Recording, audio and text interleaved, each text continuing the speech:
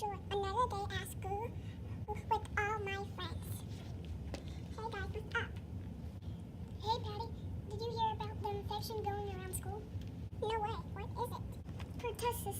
I think it's actually called whooping cough or something like that. Apparently our school is a breeding ground for infections like that because it's most easily spread through infectious droplets from coughing or sneezing, basically any close contact with a lot of people like here at school. Oh man, well I'm sure I won't get it. I'm pretty sure I have an updated DSAP vaccine. What's DTaP? Some kind of prevention method or something? Yes, it's vaccinates against whooping cough. I'm not really sure of the instructions, but maybe the microbiology teacher can answer some questions that we have about it. I heard that the best way to avoid catching something is to our research about it. Come on, let's ask. Go ask Dr. Pertussis about whooping cough. Okay, right behind you. Pertussis, Daddy and I have already finished our book work, so we were wondering if we could ask you some questions about whooping cough that's going around the school. Hi students, of course I can give you some information about it. Well, first of all, the proper scientific name for whooping cough is referred to as Bordetella pertussis. This pathogen affects the upper respiratory system by attaching to the ciliated epithelium and releasing toxins, which causes damage to the cilia and swelling of the airways. It enters the body through the droplets that come in through your trachea. They cause really horrible coughing fits that precedes a whooping noise, which is how it got its name. Well, geez, okay, so these names we're using Bordetella and Pertussis. I'm guessing that's the genus and species. Precisely. First off, how would I know if someone was Bordetella Pertussis? I want to know so I can steer clear. Glad you asked. Symptoms of pertussis include a running nose, a mild grade fever, coughing, and apnea in babies, which is just fancy for a pause in breathing. I heard whooping cough is really harsh on babies. Am I correct? And also, Dr. Pertussis, what's the life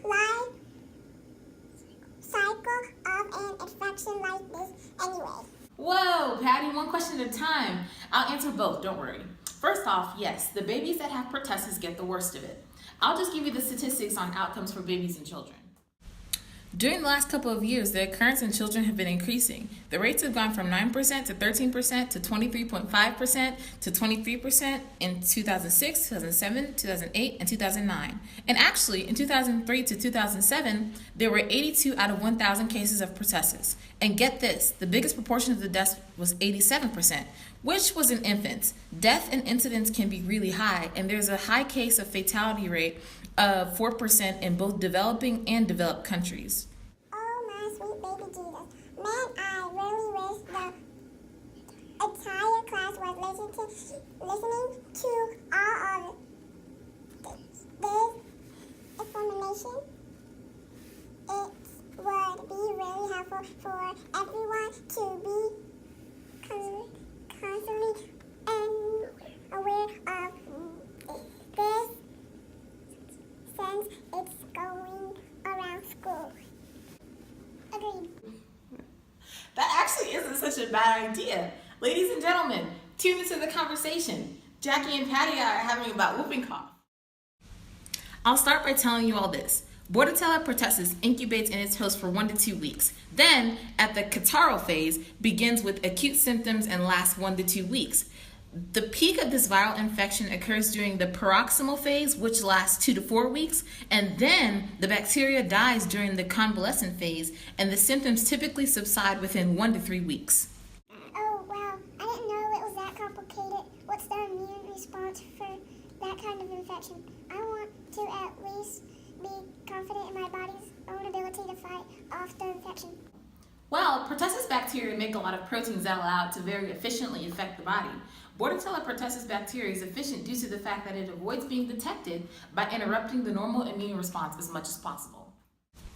The bacteria actually avoids being removed by the ciliated cells by anchoring onto them. You see, there's two different proteins on the surface of the bacteria that help it anchor. One of the proteins is called pertactin, and the other is called filamentous hemagglutinin. Hemagglutinin. I like the clumping together of the red blood cells, right? Exactly, but not quite. Let me finish explaining. Once the pertussis bacteria is anchored, it can start multiplying and releasing proteins called toxins that can cause cellular dysfunction as well as death. In this situation, tracheocidal toxins kill the ciliated cells, and when the cilia die, the mucus in the airway has nothing to sweep it out, so there's a buildup of mucus that occurs. I'm guessing that's where the actual cough comes in, right? Because there's so much mucus just stuck there. Yes, Jackie, you're right. There's also some other toxins that pertussis releases. One of them is called pertussis toxin, and the other is adenylate cyclase toxin that cause dysfunction to the immune response. Both of these toxins disrupt the normal functions of the cells in your body. PT and ACT are important because they prevent the macrophages from sending out something like an SOS signal that there's unwanted toxins. So then that means that since the rest of the immune system can't be notified that the infection has taken place, net travels in our body can't travel to the tissue to take care of the problem. Oh no! But there's good news. The body eventually is able to make antibodies for pertussis, so at about 8 weeks into the infection, the immune system clears the infection and healing occurs within the following 4 weeks. Okay, then say for an example, I thought I had whooping cough. In order to be sure, how could I be diagnosed? Good question, Jackie. Patty, you need to keep up with your friend here. She's asking very thought-provoking questions. Hope you're paying attention. I'm listening, Dr. Perez. So, the gold standard test. This is a culture swab and can only be done within the first 2 weeks of infection when the bacteria is still fresh in the body. The back of the infected patient's nasopharynx is swabbed. If pertussis is present, it will multiply and grow within 7 to 10 days. This test is usually done alongside another test called a PCR, which tests for the presence of pertussis DNA. Why is it called the gold standard test? Because it's the only 100% specific method that can be used for identification. Okay, I see another question. How can one treat whooping cough, and also how does prevention work? Those are both very good questions as well. First off, pertussis is treated through different antibiotics such as azithromycin, clarithromycin, and erythromycin. The earlier you're treated, the better the outcome of the person. So if you have any kind of genetic predispositions of having pertussis, your doctor will probably just go ahead and give you treatment in order to go ahead and take care of the problem as soon as possible. But you know the good part?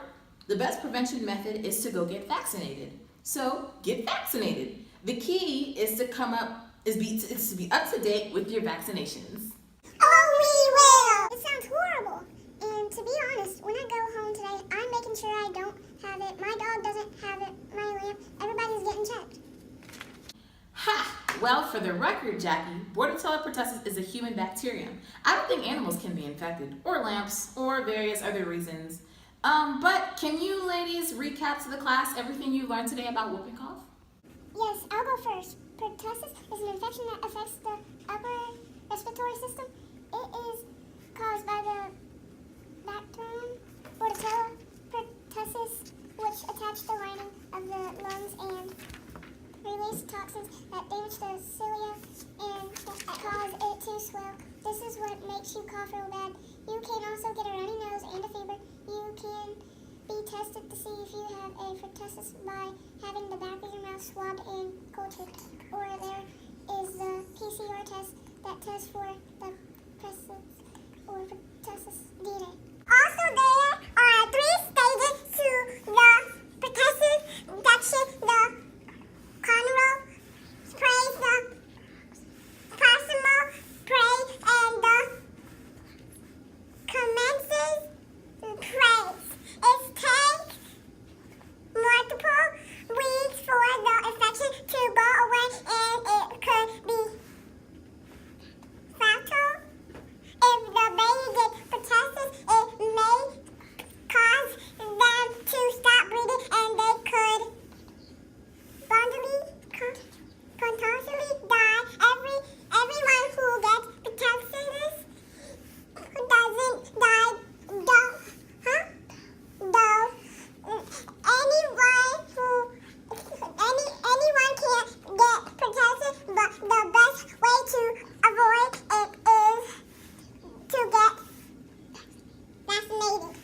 Yes, you guys got all the main points. Now, class is dismissed. Finish your group projects at home.